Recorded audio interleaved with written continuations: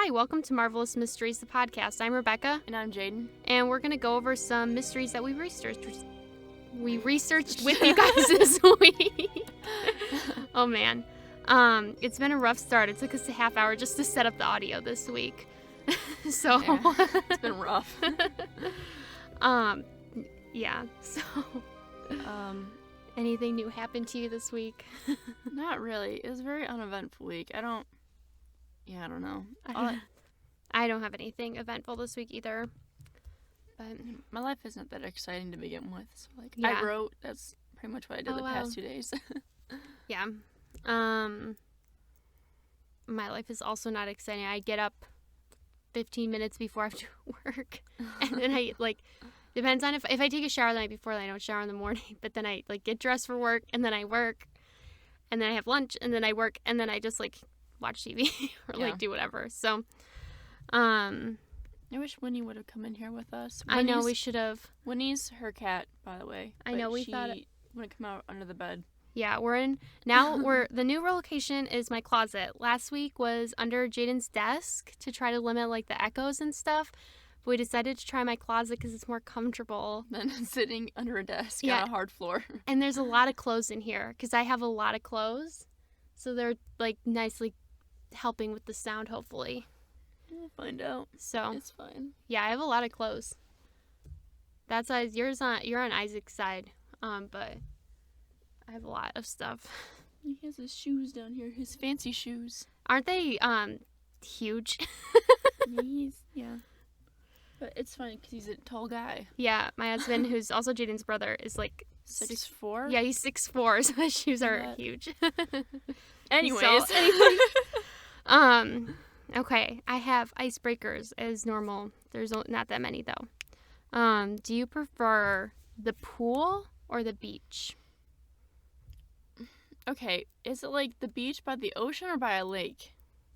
Whatever, I don't know. Because I don't really like it if it's the ocean, because I think I mentioned a different podcast, I just have fear of the ocean. I hate the ocean. So if it was the ocean, I'd probably choose pool, but I don't mind the beach by the lake. That's fine. Mm-hmm.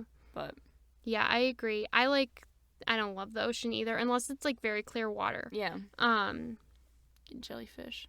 Yeah, and I'm nervous about jellyfish. I'm not nervous about other animals. I guess I don't like fish very much. They kind of gross me out for some reason, but whatever, I could get over that. But I am worried about being stung by a jellyfish. But the next one, do you prefer fruits or vegetables? Fruits. Fruit. That's pretty much what I eat almost every day. I'm really bad at eating vegetables. I like fruit. It depends though, because I like veggies too, but I don't like raw veggies very much, except for carrots and hummus. Yeah. But I like cooked vegetables. I like both. But I think I would say fruit as well, just to eat plain. Mm-hmm. And then, have you ever had an imaginary friend? No. You never had one? No. Because, was it us that were talking about it or someone else? No, it was, I sent it to my friends, this post that I saw about, stories that kids had about their imaginary friends or people that they knew who had, their kids had imaginary friends. And, they're always just, really creepy about it. And I'm like, if my kids started doing that, I'd be like, no, you put that friend back in your head and you leave it there. Do not bring it out for the rest of us to see. I had an imaginary ballet class. And I invented, because I'm the oldest, so for 3 years, and I don't remember a lot, but I remember the first couple times, I would play a lot by myself.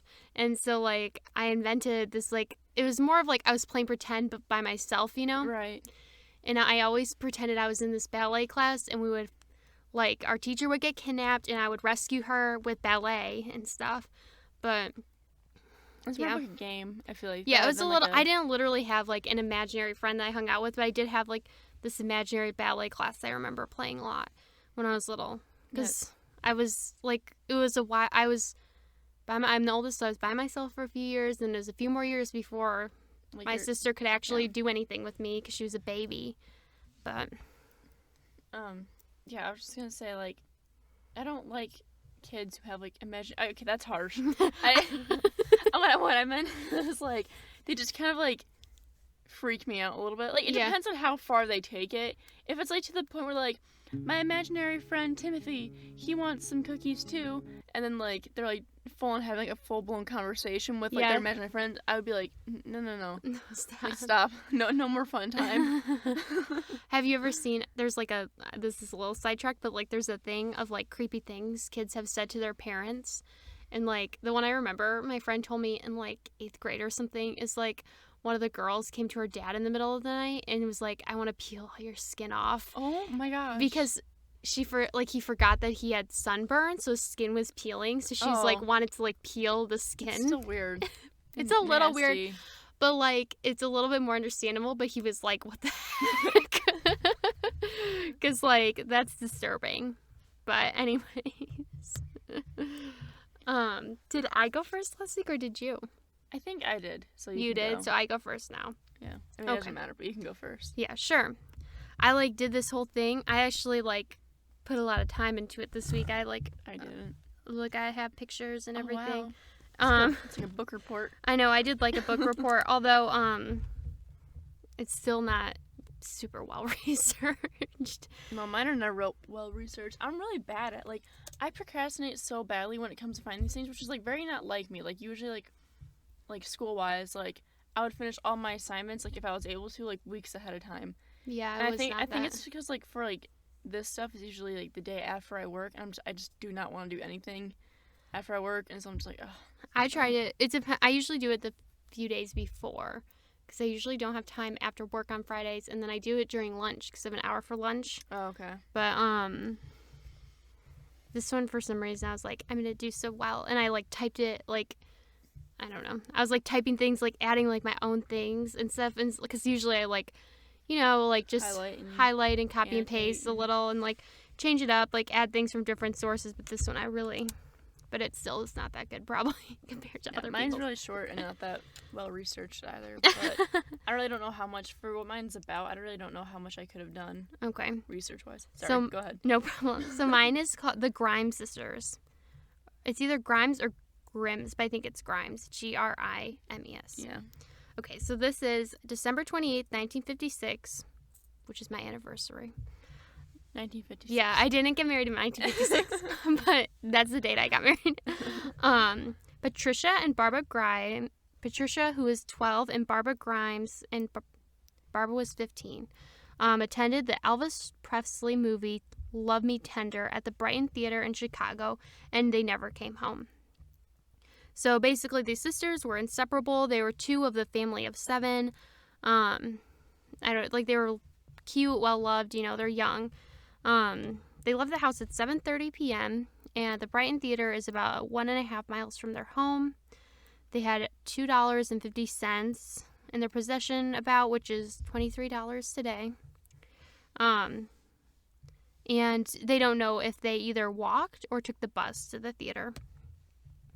So one of their friends from school, Dorothy Weinert, told investigators that she was sitting behind the girls, with her younger sister during the movie. Dorothy and her sister left at intermission of the double feature around 9:30 p.m. and saw the Grimes sisters in line to buy popcorn. She said she didn't notice anything strange. So their mother, Loretta Grimes, thought that the sisters would stay for the double feature. So if they did stay for the double feature, they should have been home around 11:30 p.m. So when midnight rolled around, she started to worry. She sent 2 of their older siblings, Teresa, who is 17, and Joey, who is 14, to the bus stop to wait for them to see if they could find them. But at 2 a.m., they realized something was wrong. Loretta filed a missing persons report on her daughters with the Chicago Police Department at 2:15 a.m.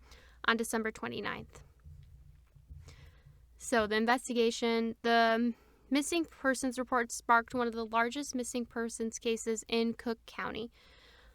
It took hundreds of police officers assigned to the case full-time. The officers were assisted by other officers from surrounding suburbs, and a task force was developed to locating the sisters. They also had a ground search that was funded by hundreds of volunteers. Door-to-door canvassing was done throughout Brighton Park, and they dredged the rivers and canals. They distributed over 15,000 flyers, and the church the sisters were a part of offered a $1,000 reward for their information, which is almost $10,000 today. It's like a little over $9,500. Apparently, there was a few letters that were written to the family, like ransom letters, which later came out was just a mental patient writing them. Loretta even went to Milwaukee on January 12th and sat at a Catholic church with $1,000 beside her. The letter promised that Barbara would walk in, retrieve the money, give it to the kidnapper, and then both sisters would be released, but no one showed. There was tons of random sightings of the sisters. As far as Nashville, in the event that her daughters had been kidnapped, Barbara said, "If someone is holding them, please let my girls call me. I'll forgive them from the bottom of my heart." She made a plea to the kidnappers or whoever abducted her. A lot of people thought that the girls just ran away or orchestrated their own disappearance because they wanted to go to Nashville to meet Elvis. Mm-hmm. So on January 19th, 1957, there was a statement issued from Elvis Presley's Graceland estate, which said, "If you are good Presley fans, you'll go home and ease your mother's worries." And Elvis apparently also made direct radio pleas to the sisters, trying to get the girls to go home to their mother. Since they were such big fans, and a lot of people thought that they just ran away and orchestrated all this so they could meet him. Right. They still had no leads, and they decided the only theory is that they ran away. But Loretta, their mom, objected, saying that the girls would never do something like this. But after a month of all the searching, it stalled out. So nothing happened. So January 22nd, 1957, a construction worker named Leonard Prescott spotted what he thought were mannequins, or what he said was these flesh-colored things, on German Church Road in Willow Springs, which is maybe 20 minutes away from the theater if you drive. He went home to get his wife. They returned to the site, and they discovered the naked bodies of Barbara and Patricia Grimes. His wife fainted upon the sight of the bodies. They are positioned super awkwardly, Barbara lying face down, and then Patricia was laying on top of her sister. Their faces were damaged by animals, and Leonard and his wife immediately reported their findings to the police. So it was believed that the sisters had been driven to the location in a car and were dragged or lifted out of the vehicle and then placed or thrown over the guardrail. So it's just by the side of the highway. It's just it's not that far from the road, I don't think. I saw a picture of it, and it's not very far. Barbara had 3 wounds resembling ice picks and injuries related to blunt force trauma. Patricia had lots of bruising, and their father, Joseph Grimes, had to come and identify the bodies. Some police thought that the sisters were likely there the entire time that they were searching, but since when they disappeared, there was a recent snowfall, and so around the time they were found, the snow thawed, and it was became Mortimer, so they were thinking that that's why they were able to be found so much later, because the snow thawed, which exposed the bodies. Mm-hmm. So after the identification, over 160 police officers from several suburban Chicago police departments and lots of volunteers conducted a search of the crime scene with additional assistance from the forest preserves. And then later on, that was criticized because they just allowed anyone to help out with searching it, untrained people and just people from other departments, and no evidence was found. But it was also I don't know when they found out, when they started doing things only the police at the crime scene and stuff like that. But I think that was before all that, I'm guessing. Because they just probably, it was a more innocent time. So, they just want to help, they don't think, whatever. So, the autopsy was performed by 3 experienced forensic pathologists. And after a 5-hour examination of each body, they were unable to reach an agreement of cause of death. The things they were able to determine was that the girls had eaten dinner, and both had most likely died within 5 hours of the Brighton Theater, and the official cause of death was a combination of, I wrote shoe and exposure, but I don't think it's shoe. I wonder what I was trying to say. But basically exposure, I think. Oh, maybe shock, I was trying to say. But there's no obvious fatal wounds on either girl's body. They weren't drunk, drugged, or poisoned. They never found any of their clothing, and the bodies were described as being marked clean. The autopsy revealed that Barbara had engaged in sexual intercourse. There was no evidence if it was forced, although I'm guessing it probably was forced. Yeah, it's only like 12 and 13 or something, yeah, right? And no matter what it is, they can't give, as long as the person is like not also 15, which I'm guessing they're not. Probably not. Then it's not consent. Mm-hmm. Yeah, so the official death certificate says murder. Cause of death is murder. Specific means is secondary shock. So,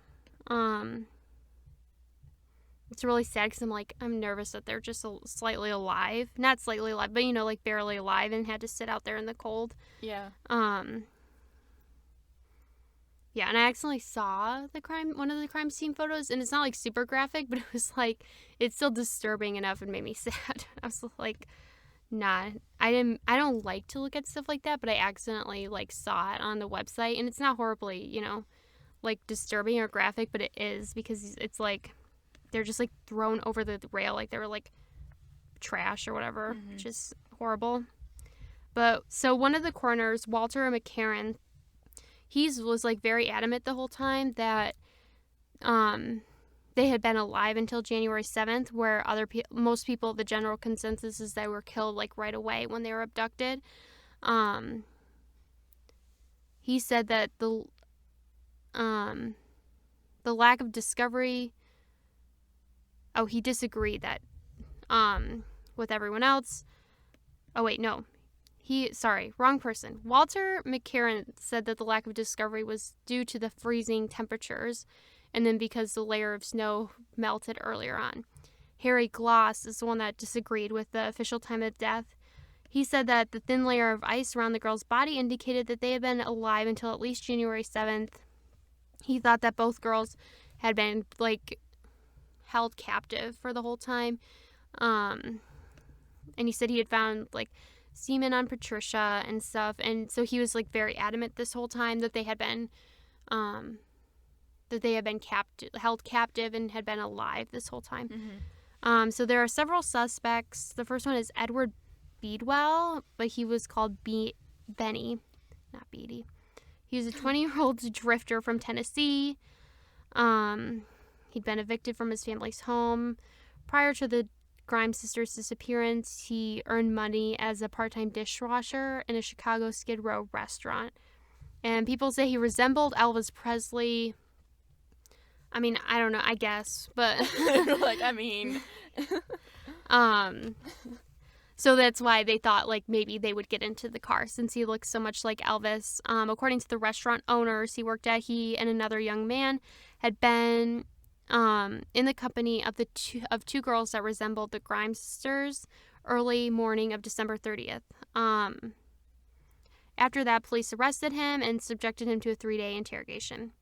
He insisted that the owners just mistaked their identification. He was charged with the murders on January 27th, 1957, and signed a 14-page confession in which he and his acquaintance had been in the company of the sisters on December 30th, and his 28-year-old acquaintance was with them until January 7th, drinking and going to various places.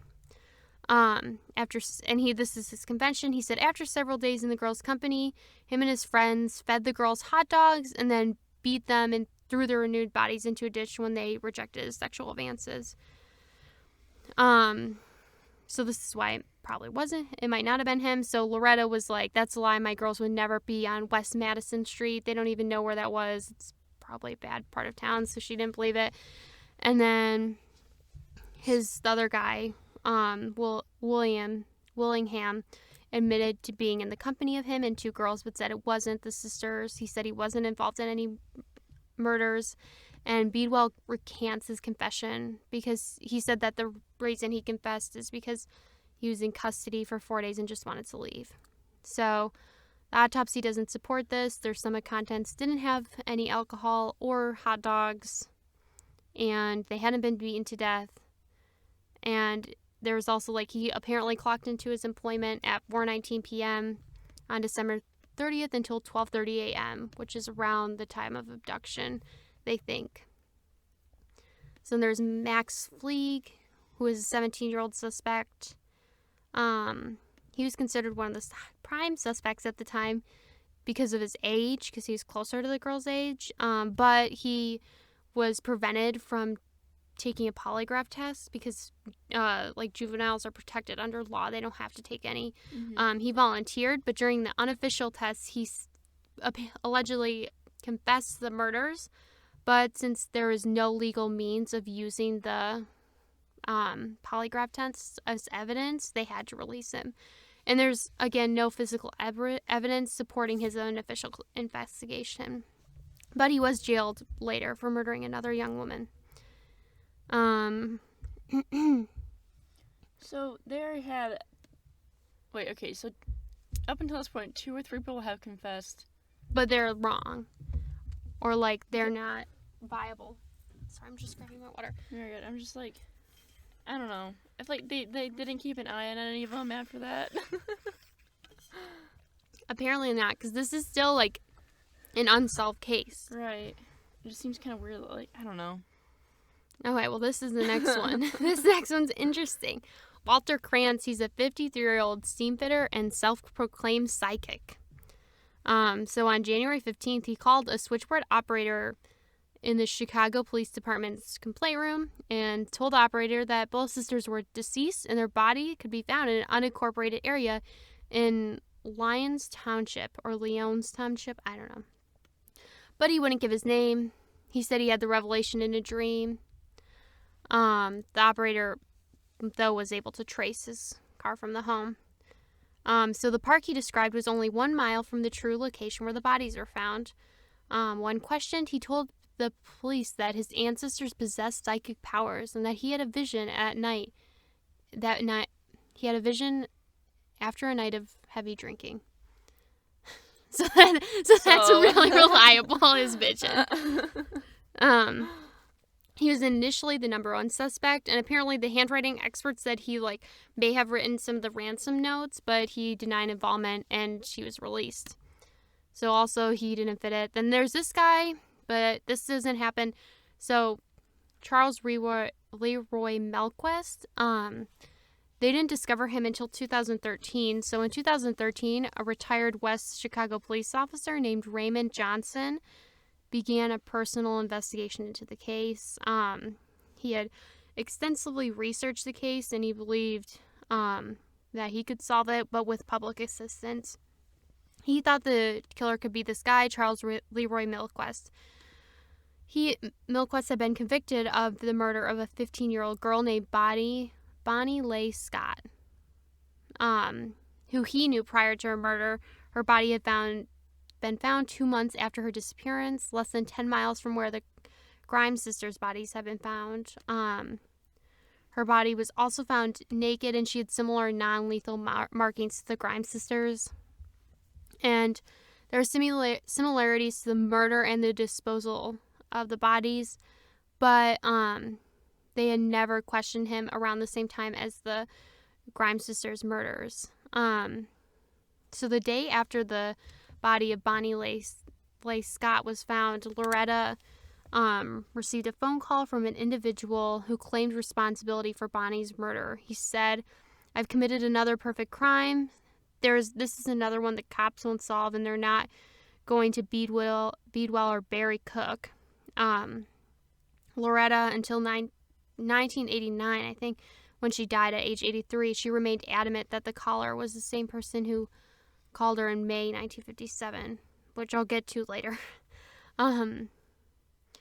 So he claims Johnson, the guy investigating this, claims that he spoke to a third girl who was abducted with the Grimes sisters but escaped, and she was 14 years old at the time but would not come forward out of fear.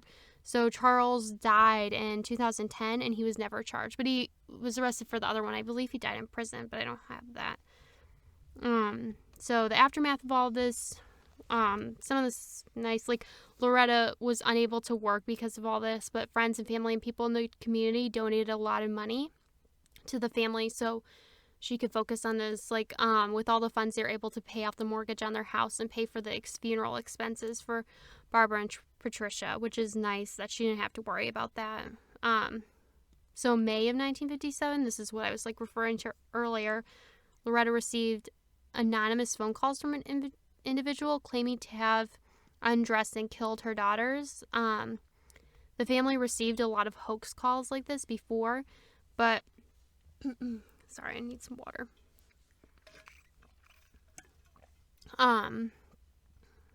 But this particular caller ridiculed police efforts because they weren't able to blame any of the suspects that they brought in. He ended the phone call with, "I know something about your little girl that no one else knows, not even the police. The smallest girl's toes were crossed at the feet." Which, if the police don't know, I'm guessing because I don't know how they would, like, say that, like, check his whatever, unless they took crime scene photos. Mm-hmm. Besides, like, just the, like, in detail ones like they take now. 1 year later, Loretta publicly stated her conviction that her daughters were murdered by someone they knew.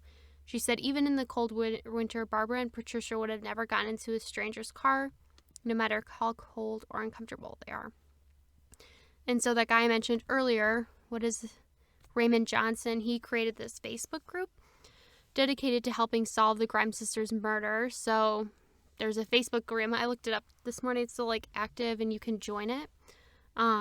Dedicated to any information relating to this. And so the case is still officially marked as opened and remains unsolved. So it's not, like, closed or marked as, like, a cold case, I don't think. But obviously the longer it goes on, the harder it is for them to solve it, because a lot of these people are dead. Or, like, yeah, and a lot of the evidence is gone, or, like, I don't know if the theater's around anymore, if it's something new now, you know, so that's mine. It's kind of sad and horrifying, but kind of a downer. So, because you said that they were also, like they had, like, knife wounds and stuff like that too, right? Or they didn't have night rooms. They had, like, bruising and stuff, and, like, blunt force trauma. I think one of them did, but I don't think there were knife wounds. Or, like, just some kind of, like... Yeah. There wasn't anything, like, because they couldn't find any sort of cause of death, really, on them, besides just, like, they said exposure, which it kind of implies that they just died because of natural causes of the elements, which is kind of horrifying to me. But... nature can kill you. Mm-hmm. Yeah, and they were, like, completely naked, too. Like, their clothes were not found. So that's why in January in Chicago. So it's super, like, really possible, but I don't know. Something to make you nice and paranoid about? Yeah, it's really when you're sad. Walking alone. I know, because they were, like, with each other, too, which is, you know, like, I'm always like, oh, I'm with someone, I'm fine, but... And I was this just reminded me, like, I was gonna work once, you know, like, I work nights sometimes, and the girl I was walking out to my car with, because, like, the employee parking lot, like, usually I don't always park back there because it's so far back. And, like, when you get out, like, 10 o'clock at night, like, the last thing you want to do is, like, walk by yourself to the sketchy parking lot. But both of us had parked back there because there wasn't enough spaces earlier. And, like, I don't know if, like, she was also a fast walker or if we just had, like, the mutual understanding, like, just walk quickly to the car. Yeah. But... I know, I get freaked out. And then, like, what did I get freaked out about the other night? Because, like, Isaac was like, I freaked him out because I was like, I hear something. But we live in, like, an apartment, and you have to, like, very often people just, like, you have to buzz in to get into the building, like, to our door. But really often, like, someone will ring our doorbell. We do it, too. We just let whoever in, you know, because it's, like, maybe they just forgot. Maybe it's the delivery guy. You can't tell. But, then it makes him paranoid. So it rubs off on people. Huh. Yeah, I don't like those type of cases are like, yeah, they're interesting, but I just never like reading them because they're so like just like sad and like Yeah. like, you know, like I don't know, makes you feel things. You know, I like, know a little sad. Yeah, my favorite like is like I feel weird saying this. My favorite crimes to read about are like I like hearing like the like why a killer would like do something, even though it's like still not an excuse or you know. But I just right, it's just interesting like, to me. Yeah. The psyche and I don't know, but I thought it was interesting, but also really sad. But maybe they'll solve it still. Maybe, because they would be if they were like 12 or 13 and 15 at the time. That was 56. They would still technically be alive by now, potentially. Yeah. They'd be like in their 60s or 70s. Yeah. So. Yeah, and it's sad because they're like so young too, you know. And Yeah. they just went to the movie. Like, my parents. I think I was like 13 when my parents like first ever like dropped me off at the movies to hang out with my friends, and they would pick me up right after the movie was over. And yeah, like, too. granted, they walked, but like, you know, this like the 50s. Not that much happened then, and so it makes me paranoid. Yeah. But what is yours? So mine isn't anything like that. Mine's not even like. It's kind of interesting. It's not that long, first of all. It's like 4 pages. You're good. But then, like, it's just kind of like, like, there's no, like, murder or, like, anything like that. It's just, like, weird things that happened on this island. That's interesting. That's kind of all it was. Yeah, that's it's interesting. It's not in-depth as yours. No, it's good. That's why we chose, like, mysteries instead of murders, so we could have anything weird or intriguing. So mine is, I don't really know how to, how do you pronounce that, do you think? Eileen? I would say Eileen, yeah. Okay, well, I'm going to pronounce it Eileen. So mine is about the disappearance of the Eileen Mor Lighthouse keepers. Is that Winnie?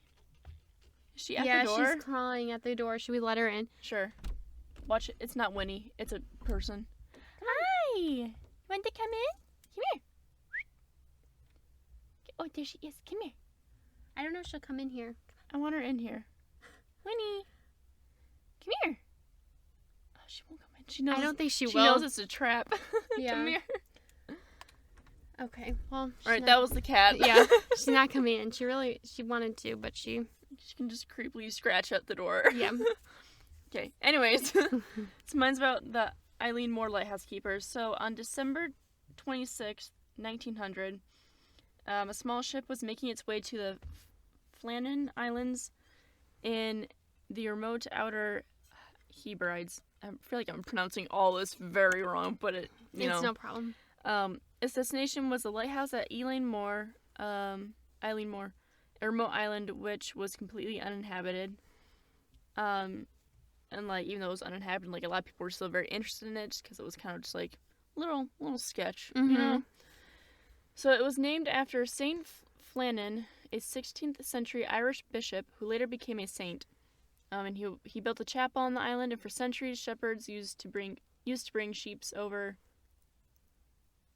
Sorry, I read that wrong. Used to bring over sheep to the island, just to like graze and stuff like that. But like the guy would never ever stay overnight because they're afraid of like spirits and things that might have haunted the island, and yeah. So, Captain James Harvey was in charge of the ship that was also carrying Joseph. Is that supposed to say Joseph? It's like Jospeph.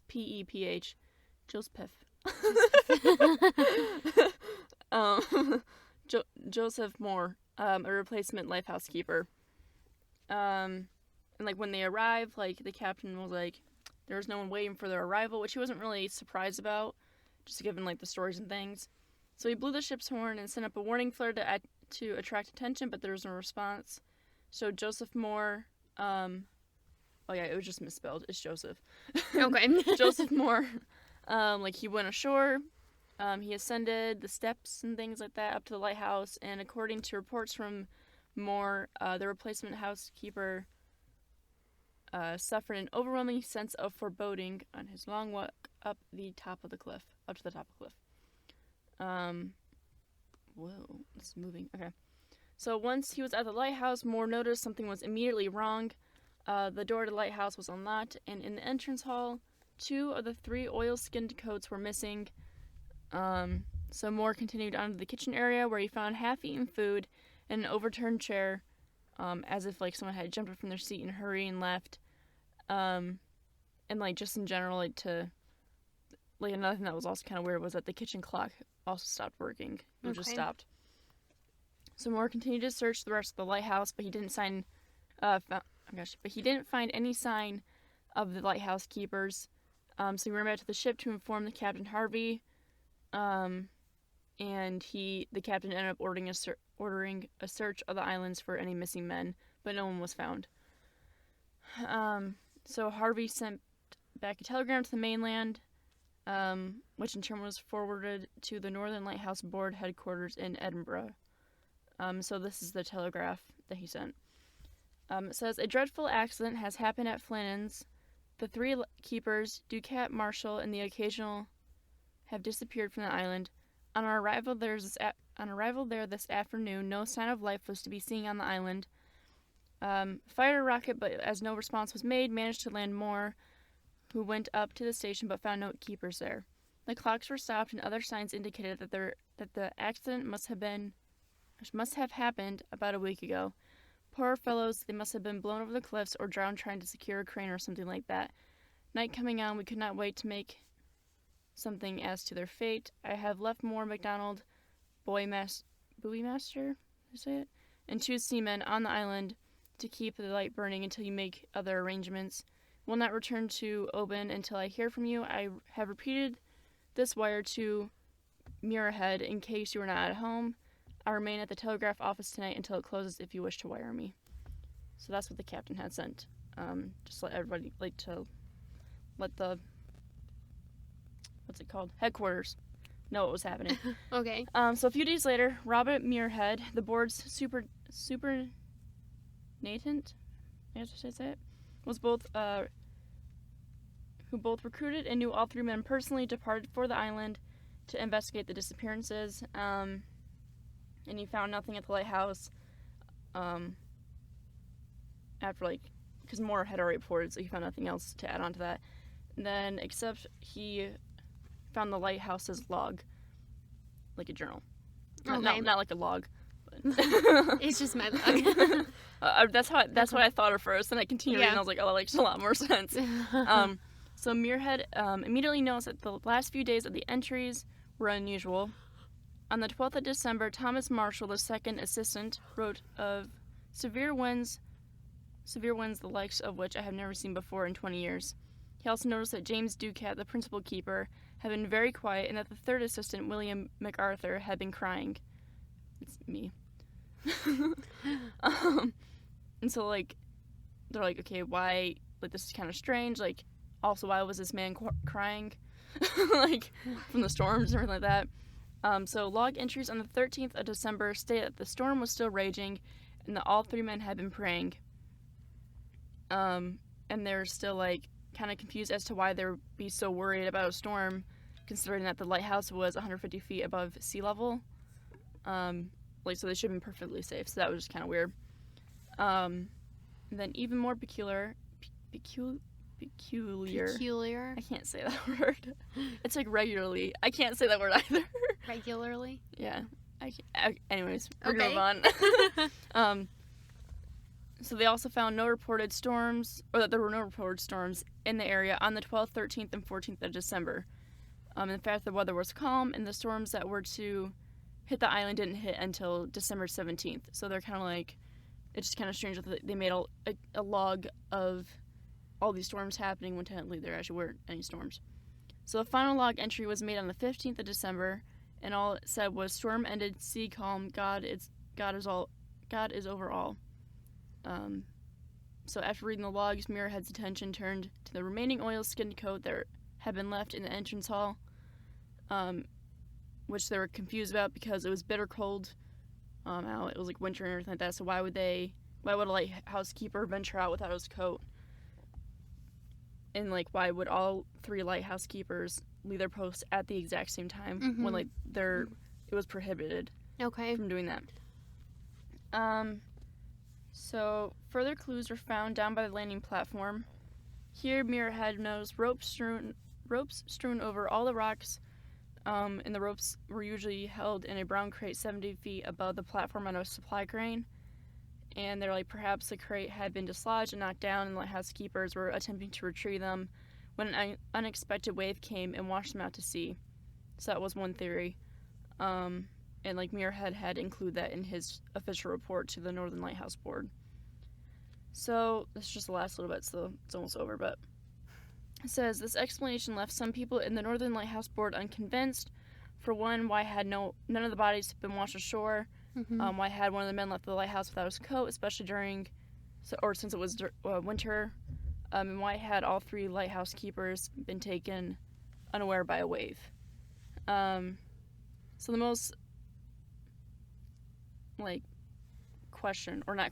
the most like weird things that a lot of people would point out, like at that time, like the conditions like of the sea like were absolutely calm, like that, like nothing should have happened, like a weird storm to like wash them out to sea, like everything should have been fine. But yeah, and so over the following decades, lighthouse keepers at Eileen Mor have reported strange voices in the wind, calling out the names of the 3 dead men. Theories about their disappearances have ranged from foreign invaders capturing the men all the way through to an alien abduction. But yeah, it's like whatever the reason for their disappearances, something or someone, snatched the men up. Snitched. And yeah, that's kind of where it ends. I guess I could have probably, I can do it now if you want me to, but I guess I probably could have looked into more of the theories. It's just like, it kind of sounded like they didn't really have much to go on anyways. Yeah. Because and when was this again? This was in the 1900s, I think. Okay. Yeah, it's the 1900. But yeah, that's all mine is. Like I said, it was pretty short. But yeah, had I looked into it more, I probably could find out some more interesting facts about it. Like I said, I was kind of like doing this somewhat last minute. But it's eerie though. Anything with a lighthouse is always eerie and foggy and creepy. You've seen the Scooby-Doo cartoons. Like I remember, is this the same one where he cuts the fog with his like little with his nail? Yeah, and eats it. Yeah. Yeah, that's like very well seared into my brain. So, yeah, but that's all we have really. Yeah. This week. Like I said, we didn't have anything interesting to share otherwise. About our lives, no. Yeah. I almost had another cat, kind of, but not really. But we went to the pet store to get my cat food, and then there was a little cat, and it was like very cute and loving. I want to get a pet. Yeah, it's so cute. It was like very cuddly. They're like, this is definitely a lab cat, and I was like, oh, but like the biggest thing preventing it is like you're supposed to have 1 litter box per cat per level of floor your house is technically. And we're just in apartments, so it's 1 floor, but we don't have really anywhere to put in a second one. Like the first one's like strategically hid in our bathroom, so it's not like exposed to the world all the time. So we don't really have a place to put another one. So I would feel bad. Yeah. But that's all. I want a dog. Or a cat. I want either one. Or both. But I'm also kind of allergic to cats. But you get used to your own, they say. I guess, probably. And lot of people, I've heard that a lot of people are actually allergic to the cat litter dust that is on them. So that's maybe why like an indoor cat would bother you. So there's special cat litters you can get that don't make dust or whatever. I'll say that could be it, because I think I'm also allergic to outdoor cats, though. But that's probably because they have, like, pollen and stuff on their fur. Yeah, that could be it. So if you got an indoor cat, you can get used to them, because one of my friends, I guess, she said she was allergic to cats. She told me. She was like, just get one, you'll get used to it. And I was like, I don't know if that's how it works. She has 3 cats now. So, I recommend them because they're easy to take care of. I know, that's the other thing. Because if I get an apartment or something like that, obviously cats can be easier to take care of. But I just like dogs, I think, more. They're more like, unless it's like a really cuddly cat. Yeah, unless it's like a really cuddly cat. Like, you can't really, I feel like a lot of cats don't really like to be like snuggled a lot. Yeah. My cat will snuggle with me a couple times a day. But she's the most cuddly cat I've had. But like, you just have to pick out the right one. But also a nice thing about cats is like you can also just kind of like leave them for a few days. Yeah. You don't have to, you like a dog, you have to get someone to watch it. And they're really high maintenance. Maybe I'll just get like a cat the size of a dog, like a Maine Coon. Mm-hmm. I want one of those. huge, but they're a cat. It's like a cat dog. Mm-hmm. Yeah, Isaac would love one. One of my friends, someone at their work had them, but we couldn't. I was like, no other cat. Yeah. I thought I told you about that. No, I don't know. Maybe you did. I don't remember, but still. Okay, sorry. I Next got time. one. Okay, well, we'll see you guys next week. Yeah. Sorry for the sidetrack. If you have any icebreakers, let us know that you want us to answer questions. Anything you want us to cover, you can let us know. But you can also follow us on Instagram, Twitter, social media. Subscribe to us on YouTube or on whatever podcast you're listening to. On. Yes. We'll see you next week. Bye. Bye.